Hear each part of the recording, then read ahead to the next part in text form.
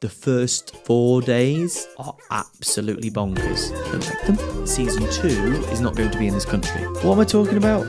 Fold it in half again, take you on confusing stories that don't need to make sense, and use Jamie 10 at checkout. I feel like Tony Stark. Now I have one more thing to say, which has absolutely nothing to do with notebooks at all, or somebody that gambles a lot. I don't know. Hello.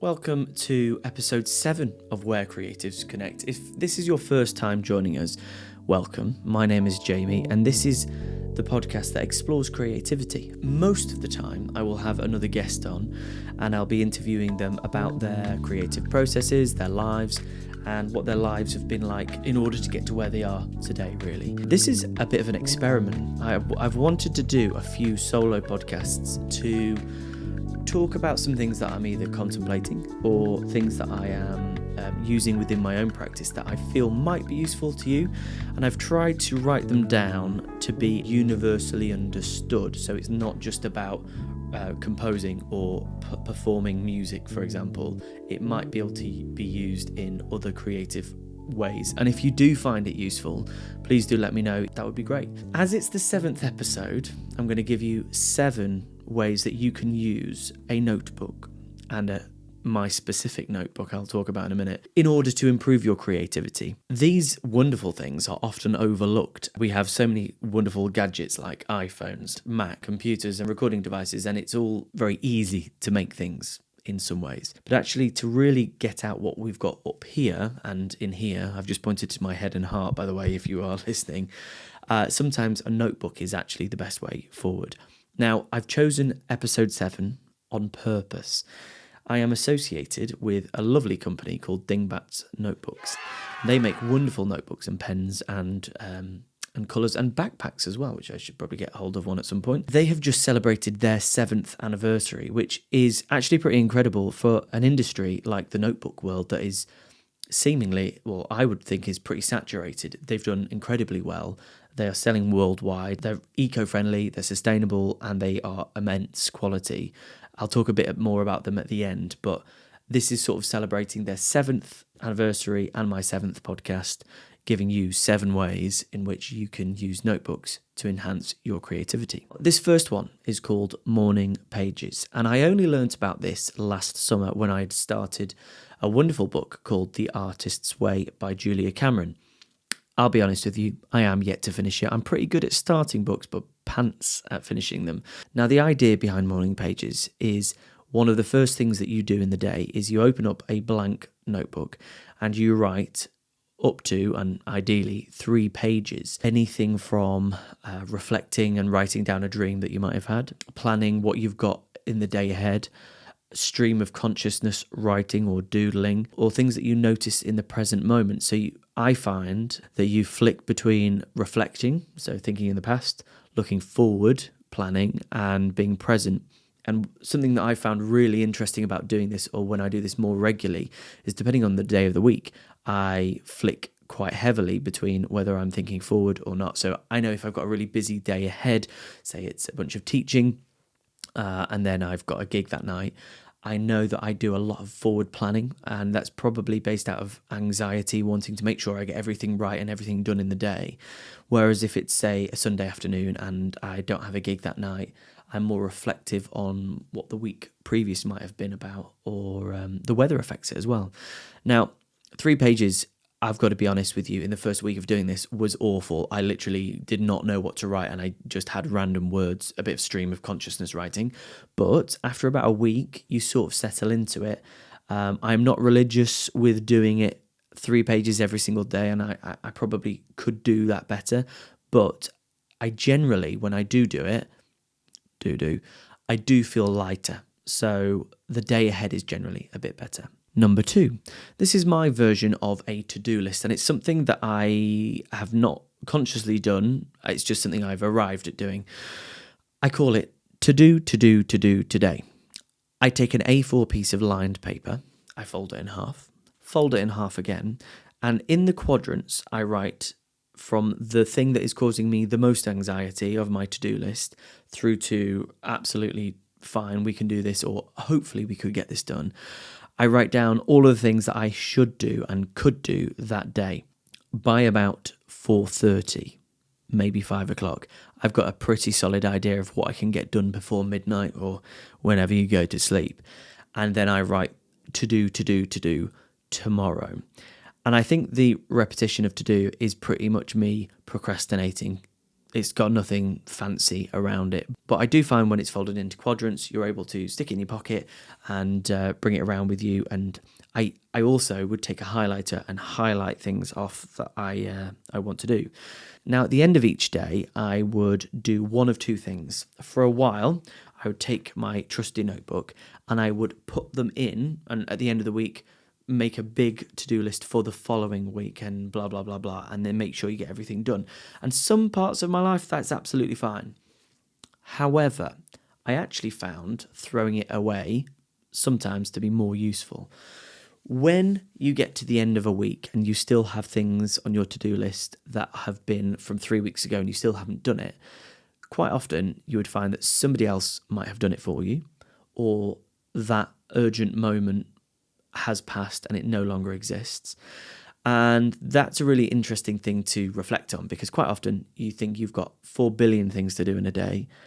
And if somebody else takes care of it, perhaps you're surrounding yourself with good people, or other people are burdening you with things that actually are not really your problem, or it's not really fair for you to be doing them, if that makes sense. And that's a really good moment to arrive at. Now, you might be thinking, how does a to-do list affect my creativity? For me, getting an idea that I know I need to do something down and then crossing it off feels like I've got more space in my brain to think about the creative thing in front of me. And I know, particularly if I've got an evening performance of something, if I've ticked off all of my to-do things, or I just know there's a couple to do when I get home, I'm much better and much more present in that moment. So for me, it's a bit of mental clarity, really. Number 3, bullet journaling. Now, this is something that I have not done, but I've just watched a lot of people do. It's very satisfying to watch if you get into that kind of bullet journaling TikTok realm. And I didn't realize this until quite recently, but some of the Dingbats notebooks have, I'm not sure if you can see it on my camera, they have lots of little dots on them. And at the very front, they've got a how to use this as a bullet journal. Now, I've not used one as a bullet journal yet, but it's an organisation hack, basically. So, for example, if I took down this key, a triangle means a task to do, a square is an appointment that you might have, a circle is a birthday, a half circle is an event, a love heart is inspiration, and then it just keeps all of your things in one place. And I quite like that, but I haven't mastered my own key. So yeah, bullet journaling, if you're interested in it, it's a very good way of organising all of your thoughts, particularly if you've got a lot of them. Number 4, active sketching and passive sketching. Even if you're not an artist, sketching can be a fun way to get your creative juices flowing. You can doodle anything that comes to mind, even if it's just random abstract shapes. As Dr. Andrew Huberman says, the act of drawing can help to activate a part of the brain responsible for creativity. Now, I really like that. It's kind of like a warm-up activity, doodling or drawing or sketching. But for me, the way that I use it the most is in a really passive way. I'll be honest with you, what I like to do is not to draw anything in particular. I like to take a pen, draw lots of swirls on a page that all cross over each other that make different segments, and then I colour those segments in. Sometimes I use different shades of the same colour, so it looks kind of cool and shaded. Sometimes I use a pencil, sometimes I use different biros, sometimes I use lovely Dingbats pens. It doesn't really matter. For me, the most important thing is that actually I've made something. I've really contemplated the act of momentum recently with creativity, and actually just doing anything creative, whether that be creating a chord progression sat at a piano for 5 minutes, whether that be you've got your indicator on in the car and you play some rhythms against your indicator, whether that is you see a person in the street and you create a story, a backstory around them. It really doesn't matter what it is, but actually I find drawing to be quite therapeutic. I mean, if you have a look in places like Smith's at the moment, there are literally hundreds of different adult colouring books that are all within the well-being section, which is quite nice. So it's really therapeutic, and at the end of it, you've made something, which is really important for your creative flow. Next, number 5, writing prompts. If you're a writer, you could use your notebook to collect writing prompts. These can be found online or in different books, or just make some up yourself. When you're stuck, you can turn to your notebook for your inspiration. As Rick Rubin says, having a list of prompts can be a helpful tool to get you started when you're feeling creatively blocked. Now, I have a deck of about 200 or 300 creative prompts from the National Theatre. And I used these when I was doing my Daily Make project back in 2020, where I was creating a new sound world or track or piece of music every single day for the whole year. And I found them really, really useful. It's just nice to have a little stimulus from outside your own brain. Sometimes you just need that little poke in the right direction. One prompt that I come back to in my book again and again and again is reverse brainstorming, which is, I suppose, another number in itself. I'll call it 5B. Reverse brainstorming, let me explain. Instead of thinking about how to solve your problem, try thinking about how to make it worse. For example, if you're stuck on a plot point of a story, brainstorm the ways in which you can make the plot even more convoluted, confusing, or just bad. Now, why is this useful? Firstly, you can create comedy out of bad things.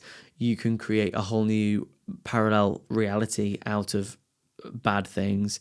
You can close off avenues of things that you aren't going to go down. For example, if you're creating a beat and it feels okay, sometimes if you actively try and make it sound worse, you can make something that's really, really interesting. Now, I'm not saying it's going to work every single time, but when you're aiming for something that's when you're actively aiming for something that's bad, you lose your inhibitions straight away. You don't go, oh, this needs to be really, really good. And actually, my friend Will Blackstone, who will be on the podcast at some point, talked about this online the other day. He's a wonderful thinker in terms of mindfulness about creativity. And something he put up is, why don't you try and stop aiming for good?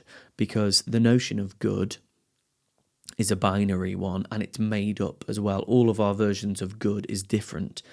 And we all know what we sort of mean-ish. But yeah, I find this as well in music competitions, and I'm thinking about it because I've got the Brass Bands England Youth Championships wristband on at the moment. We've just had it this weekend. And it's really hard to judge music against one another. And when you reduce it, sometimes when you reduce it to just being good or bad, it loses all meaning whatsoever. If you're just judging it on intonation, if you're just judging it on rhythmic complexity, if you're just judging it on X, Y, and Z, then you're making it, I don't know, non-human. You know, we're there to tell a story, to emote, to take you away from your reality for that split second, hopefully. It's not about the binary things, but the binary things also can make the storytelling better. So, I don't know. It's catch-22. What am I talking about? Yes, reverse brainstorming.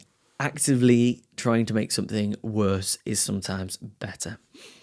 Number 6, creative writing. If you just reverse the years a second and you go back to primary school, creative writing was the most exciting part for so many people.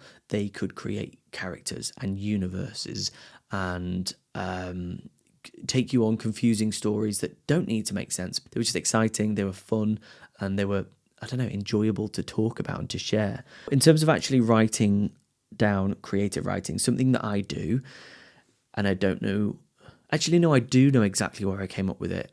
I was about second year at music college, and I used to think, right, well, old people are wise, most of them, and old people are quite poetic in the way that they tell stories. If I'm ever struggling to know whether something is a good idea or not, do this thing. And this thing, I guess I called it poetry from an old dude. It's not very eloquent, but it is what it is. And I used to take a bit of paper or my notebook and I would write down in the style of future me as an old dude what the story would be if I were to do X, Y, Z. And quite often you'd get to the moral high ground, or you'd get to the moral compass quite quickly, I suppose. So yeah, if you want to use poetry poetry from an old dude, go for it. I found it really useful. We're nearly there. Number 7, idea journal. But this comes with a warning. You could use your notebook to keep an idea journal, whether you are jotting down recipes, whether you are jotting down possible people to talk to about something that you want to do. Maybe you want to collaborate with them in the future.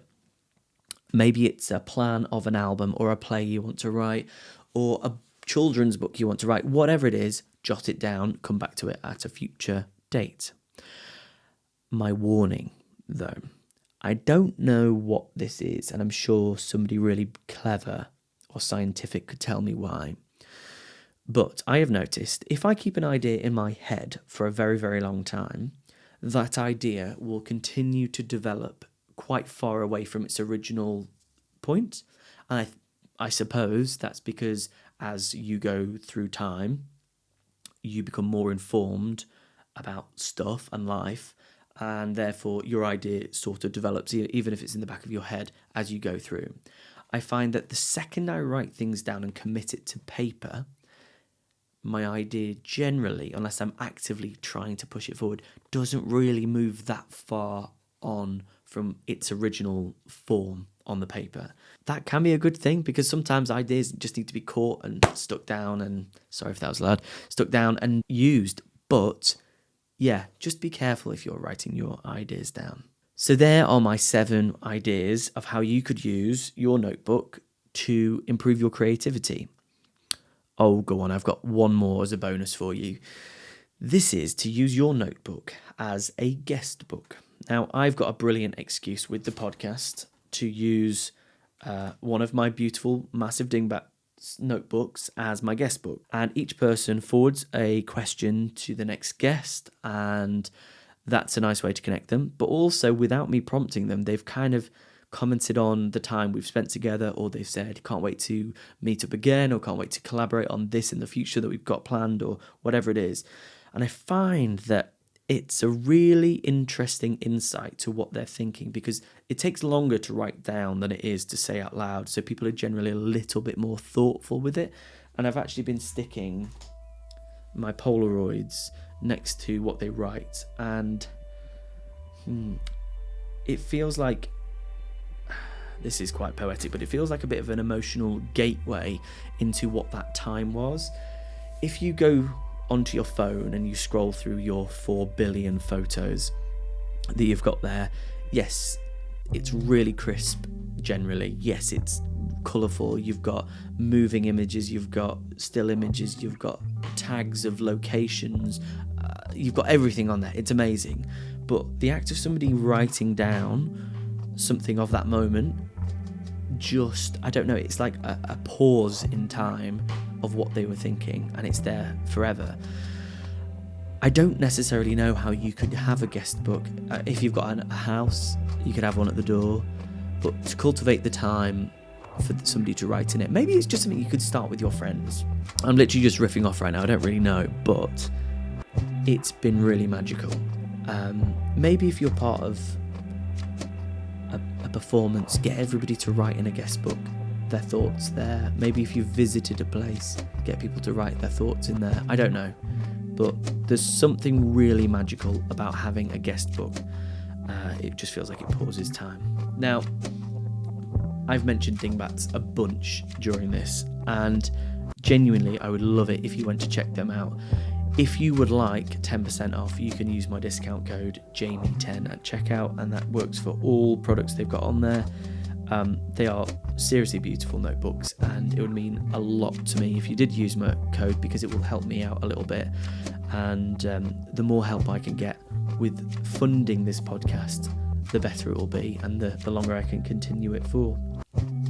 Thank you for listening. I know this is a little bit of a different format, but hopefully you've gained something from it, and again, if you have, write in the comments below. That would be really useful for me. There's one more thing. Got nothing to do with notebooks, I promise. I'll shut up about notebooks now. I mentioned in episode 1 of season 1 that season 2 is not going to be in this country. In about 4 days' time, I am going to said other countries to film season 2. The stuff that I am filming isn't going to be out for about at least 6 weeks. So if you can't wait that long, follow me on Instagram. Yeah, follow me on Instagram, Jamie_Sharp. Maybe follow the podcast as well, at Where Creatives Connect. I think it's that. And I'll do some stories following me around. I'm going to 2 places which mean a great deal to me. The first one is Dubai, and I'm so excited. I've even got sunglasses. Do you like them? Yep. I know I'm going to keep them on. Much cooler. I should have done the whole podcast like this. The second place is New Zealand. I've been to these places to perform and connect with people a bunch in my life, which I feel very, very lucky for. And right now is the time that I'm going to film it in the form of a podcast. So if you want to join me, follow me on Instagram, and you can come along for the ride. The first 4 days are absolutely bonkers. So if you want 24-hour round-the-clock bonkers Jamie at work, follow me on Instagram. See you there. If you're still listening, thank you so much. It means genuinely a great deal to me, and it's so exciting seeing comments and numbers and amounts of people that are listening. I think I'm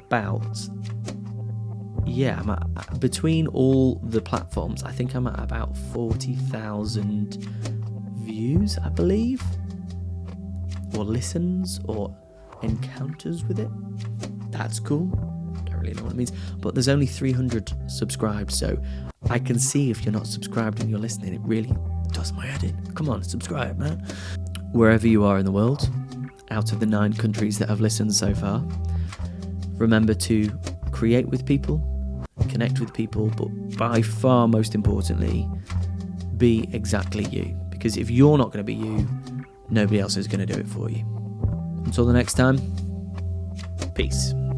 And use Jamie10 at checkout. Get your Dingbats notebooks, pens, backpacks now. Thank you.